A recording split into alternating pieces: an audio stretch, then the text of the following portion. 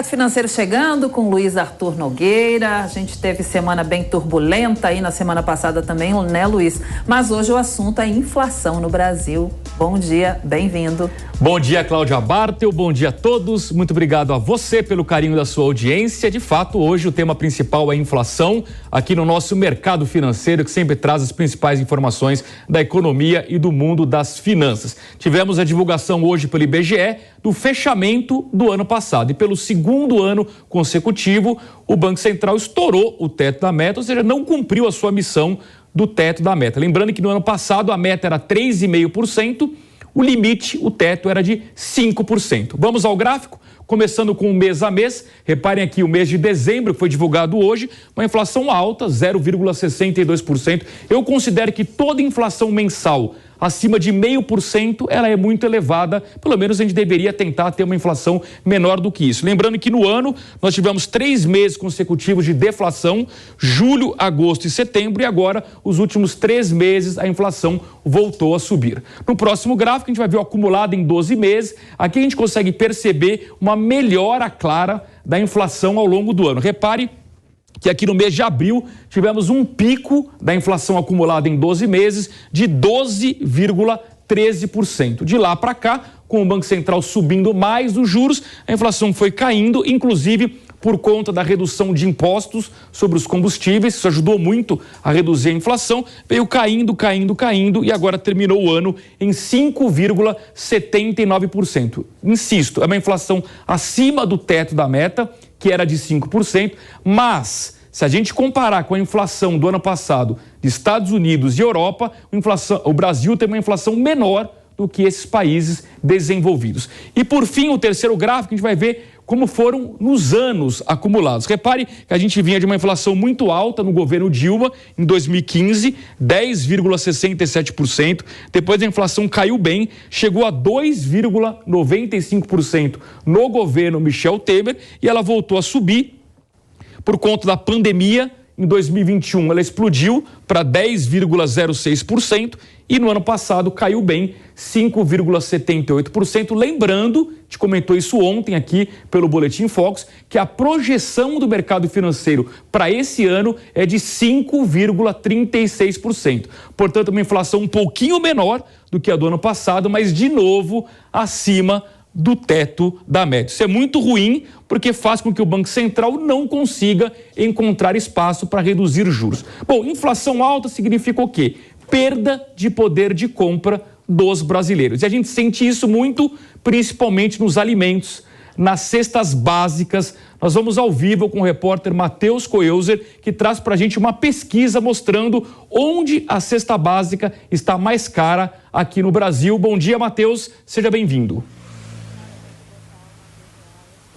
Bom dia para você também, Luiz, a todos que nos acompanham aqui no Jornal da Manhã, no Mercado Financeiro. As informações, infelizmente, elas não são positivas, viu? Das 17 capitais pesquisadas, 14 aumentaram aí o valor da cesta básica. Em Goiânia foi o valor mais expressivo e depois em Recife o valor mais baixo. Aqui no Rio de Janeiro nós já tivemos, Luiz, algumas vezes a capital com o valor mais caro da cesta básica. Dessa vez a gente conseguiu escapar desse valor aí, dessa inflação que incidiu sobre os alimentos. A gente teve os dados divulgados pelo Diese, os dados absolutos, e a gente traz aí, porque são números bem expressivos, viu? Quando a gente fala em Goiânia, o preço da cesta básica subiu mais de 17% em 2022, isso na comparação com o ano anterior. Maior alta registrada, como eu falei, pela pesquisa. Depois a gente tem Brasília, viu, com 17,25%, Campo Grande com 16,03%, BH com 15%. As menores altas acumuladas foram observadas em Recife, com 6,15%, e Aracaju a gente teve uma redução bem significativa de 8,99%. Quando a gente considera apenas o mês de dezembro, o valor da cesta básica subiu nas 14 das 17 capitais que foram analisadas pela pesquisa. Fortaleza, 3,70%, Salvador, 3,64% e Natal, 3,7%. houve queda em 3 capitais, Porto Alegre com 2,03%, Curitiba, Luiz, que a gente sempre teve uma alta, agora uma queda de 1,58%, e Florianópolis, queda de 0,90%. Em dezembro, a cesta mais cara do país era em São Paulo, onde saía em média R$ 791, e depois as cestas de Florianópolis com R$ 769 e Porto Alegre com R$ 761. A determinação constitucional, Luiz, ela fala que, segundo as informações também do Diese, o valor do salário mínimo deveria ser condizente com a possibilidade das pessoas conseguirem ter suas necessidades básicas, entre elas o acesso à alimentação. O Diese revelou também que, para que as pessoas pudessem ter todas essas condições adequadas, o valor teria que ser do salário mínimo superior a R$ 6.000, ou seja, um valor 5 vezes maior. Aqui no estado do Rio de Janeiro, a gente percebeu em alguns supermercados o que tem acontecido, embora não seja a capital com o valor da cesta básica mais elevada, a gente percebe que alguns, nesse início de ano, fizeram uma espécie de arrecadação, onde as pessoas podem deixar alguns alimentos e algumas instituições e ONGs depois repassam para pessoas que estão em situação de vulnerabilidade social. Agora, como você falava, de fato, impacto que foi revelado pelo Diese, com aumento em 14 capitais, Luiz. Obrigado, Matheus Coelzer. É o que a gente sempre fala, a inflação alta afeta principalmente a população mais carente. A gente vai repercutir daqui a pouquinho essa questão da inflação, impacto nos juros, mas antes, ao vivo, vamos a Brasília, porque o presidente do Senado, Rodrigo Pacheco, fala neste momento. Vamos acompanhar. Nos próximos dias, nós já tomaremos todas as providências, mínimas que sejam, para que o Senado volte a funcionar na sua plenitude e que a próxima legislatura seja inaugurada dentro dessa plenitude de funcionamento. Incumbi também a diretoria-geral, presidente Davi Alcolumbre, de fazer um levantamento pormenorizado de todos os custos, de todos os gastos em função dessa depredação. Não é justo que o povo brasileiro pague por essa conta. Todo aquele que gera o dano fica obrigado a repará-lo. E aquelas pessoas que aqui estiveram a praticar os crimes dentro do Senado Federal já estão sendo identificadas, serão individualizadas, terão todas as informações colhidas e recolhidas no procedimento próprio da Polícia Legislativa do Senado, sem prejuízo das providências da Polícia Federal e de outras providências, mas a Polícia Legislativa do Senado está incumbida de identificar um a um desses que praticaram esses crimes no ambiente do Senado Federal. E ao identificá-los, a Advocacia do Senado também já está incumbida, e já o foi pela manhã, juntamente com a Polícia Legislativa, de fazer as representações criminais por todos os tipos penais praticados nesse dia 8 de janeiro na sede do Senado. Desde a invasão, passando pelo dano ao patrimônio público, passando pelo crime mais grave que se viu, o atentado ao Estado de Direito, incluído no Código Penal, por iniciativa deste Congresso Nacional, na alteração do Código Penal que incluiu os tipos penais do artigo 359 do Código Penal. As representações criminais serão feitas ao Supremo Tribunal Federal, serão feitas às instâncias de aos órgãos de primeira instância. E, além disso, senador Eduardo Braga, cuidaremos também, além das providências criminais, de ajuizar as ações de reparação de danos individualmente em relação a essas pessoas, com todas as medidas cautelares de arresto, de sequestro, de bloqueio de ativos, porque, repito, não é justo que o povo brasileiro pague a conta da depredação praticada por criminosos. Eles deverão pagar essa conta e nós tomaremos todas as providências para que isso aconteça em relação à invasão praticada no Senado, na Câmara dos Deputados, a invasão praticada no Congresso Nacional. Portanto, as instâncias estão coordenadas, a Advocacia do Senado, a Polícia Legislativa, a Diretoria-Geral do Senado, a Secretaria-Geral da Mesa, a Consultoria Legislativa, a Mesa Diretora do Senado, dentro desse propósito incansável de não se permitir que prevaleça um sentimento que numa hora dessa não se pode ter, que é o sentimento da impunidade. Essas pessoas precisam e serão punidas na forma da lei.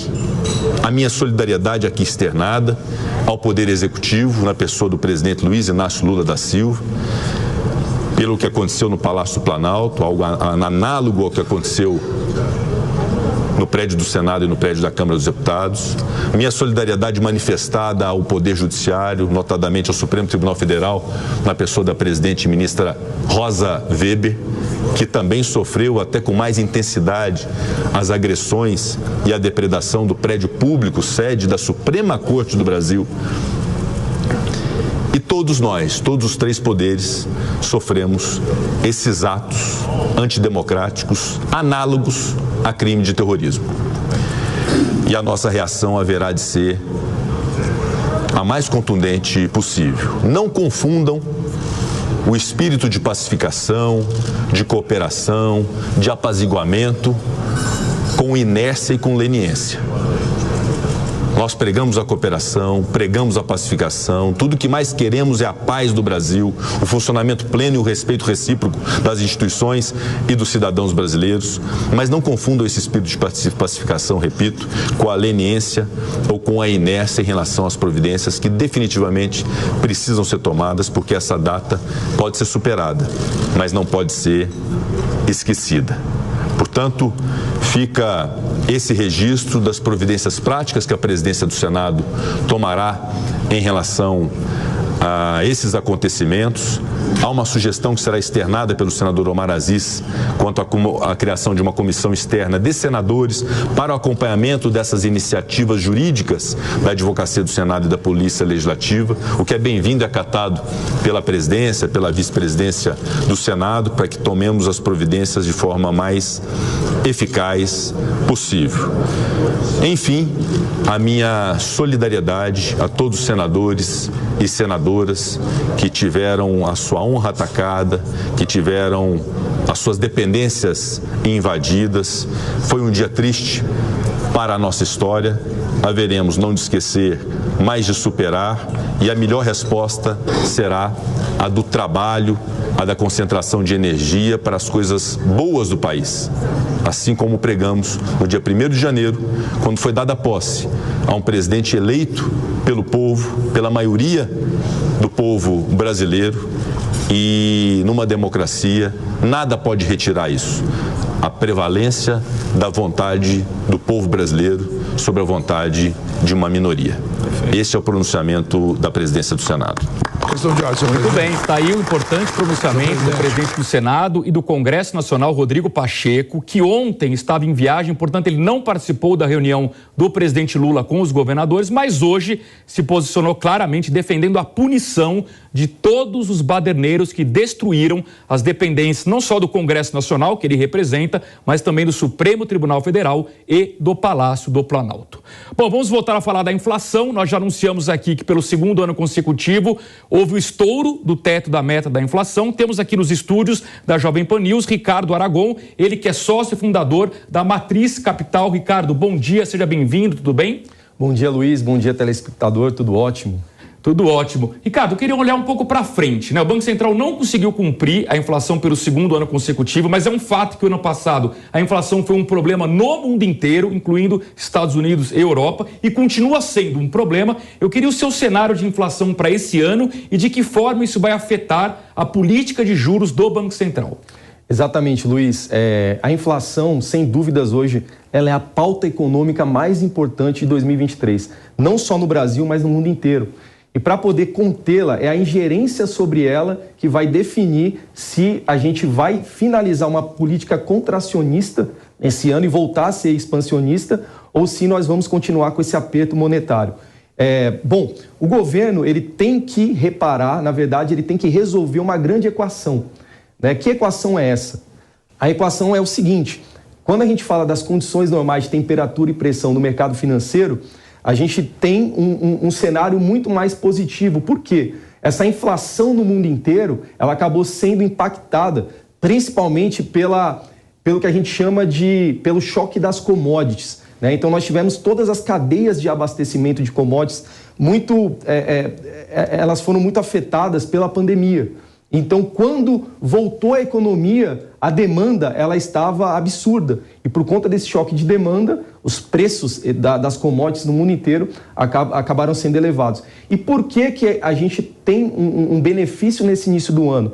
Porque todo esse preço toda essa alta das commodities, elas tendem a se estabilizar. Na verdade, já estão se estabilizando no mundo inteiro, né? Então, essa é a parte boa da equação. Qual que é a outra parte também interessante da equação? A gente sabe que o IPCA é um grande pacote com as principais inflações dos setores, né, quando a gente fala aqui dentro do Brasil. E um setor que afeta bastante é o setor de habitação, né? O combustível, a energia acaba afetando muito, né, a inflação do brasileiro. E nós sabemos que em 2023, diferentemente do fim de 2021, nós não temos uma crise hídrica. Então, nós sabemos que os reservatórios, estamos reclamando da chuva, né, a todo tempo aí no Brasil inteiro, mas fato é que os reservatórios estão com os níveis mais elevados. Então, por conta disso, também não há uma expectativa de aumento na energia nesse primeiro momento. Então, esses são os benefícios quando eu falo de alimentação e energia. Porém, quais são os malefícios, né? O que pode afetar a inflação para que ela continue subindo nesse início do ano? Principalmente... A gente fala dessa infusão de recursos na economia, né? Então sabemos que por conta, né, da pandemia tivemos aí uma dificuldade social, né? Vários setores foram afetados, o governo sim teve que entrar ali com injeção de liquidez, mas até onde vai essa injeção de liquidez, né? Então esse cenário que a gente tem benéfico, ele pode ser sim diretamente afetado, golpeado por uma injeção, né, da qual a gente não tem aí um controle sobre. Então é preciso que o governo ele resolva essa equação a fim de que esse trabalho do Banco Central que começou no ano passado continue, na verdade, em 2021, continue sendo muito bem feito esse ano. Muito bem, eu já vou fazer uma pergunta para o Ricardo sobre como a gente protege o nosso bolso neste momento, mas eu queria conferir o mercado financeiro, vou usar o telão aqui para poder a gente consultar como é que estão os pregões neste momento. Vamos para o telão aqui, repare índice Bovespa abrindo em queda de 0,31%, 108.789 pontos. Nas bolsas globais, também um dia ruim neste momento, é o próximo gráfico que a gente vai conferir aqui. Repare na Europa, tudo no vermelho, Frankfurt 0,42%, Londres 0,40%, Paris 0,87%, Madrid 0,12%. Na Ásia, também tivemos comportamento ruim, com exceção de Tóquio. Xangai caiu 0,21%, Tóquio subiu 0,78%, Hong Kong caiu 0,27%. Nos Estados Unidos, este aqui, para quem acompanha em vídeo, é o resultado de ontem, porque está abrindo agora o pregão americano pelo horário de Brasília. A previsão é de uma abertura com leve queda em torno de 0,5%. No último gráfico, as moedas, hoje temos uma ligeira queda do dólar que subiu ontem, hoje R$ 5,25, queda de 0,10%, o euro praticamente estável, 5,64, Bitcoin subindo 0,18% aos 17.234 dólares. Então eu queria chamar de volta o Ricardo Aragon, ele que é sócio fundador da Matriz Capital, que eu queria, Ricardo, que você instruísse a nossa audiência nesse contexto de juros altos que você comentou há pouco, com a inflação ainda preocupando e a bolsa que caiu nos últimos dias, abrindo oportunidades de compras. Qual é a orientação para os clientes, para os investidores? Diversifica um pouco renda fixa, um pouco bolsa, ou você vê o predomínio de algum lado? Pois bem, ao querido investidor que nos assiste, é muito importante frisar que, né, um portfólio de investimentos, ele precisa ser diversificado. É necessário que o investidor ele sempre jogue na defensiva, né? O mercado ele é um enxadrista de primeira linha e nós nunca começamos com as pedras brancas do tabuleiro. É importante dizer, nós não atacamos o mercado, nós nos defendemos das intempéries de mercado. Então, se nesse momento, né, eu tenho o grande vilão da bolsa em alta, que são os juros, né? Os juros, historicamente, eles são os grandes vilões da bolsa. Então, como é que eu tenho que me posicionar? Majoritariamente, o meu portfólio hoje, né, ele deve ter ali na sua exposição CDI.